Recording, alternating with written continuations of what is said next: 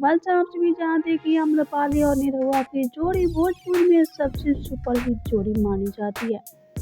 क्योंकि जहाँ आप सभी जानते हैं कि आम्रपाली और निरहुआ की मूवी हमेशा ब्लॉकबस्टर साबित होता है और फैंस भी इसे खूब पसंद करते हैं।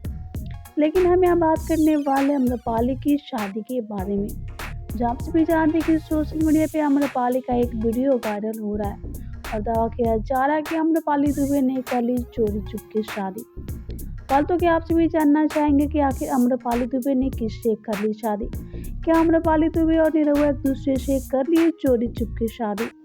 फालतू इन तमाम सवालों के जवाब हम आप सभी को देने वाले हैं, लेकिन आप वीडियो को लाइक नहीं किए हैं तो पहले से लाइक और सब्सक्राइब कर ले। जहाँ आप सभी जानते हैं कि आम्रपाली दुबे को कहा जा रहा है कि आम्रपाली दुबे ने चोरी चुपके रच डाली है शादी।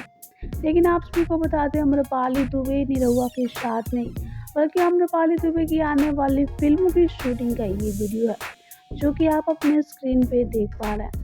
वैसे आप सभी जानते हैं कि आम्रपाली दुबे की इस फोटो को कयास लगाया जा रहा है कि आम्रपाली दुबे ने चोरी चुपके कर लिया शादी।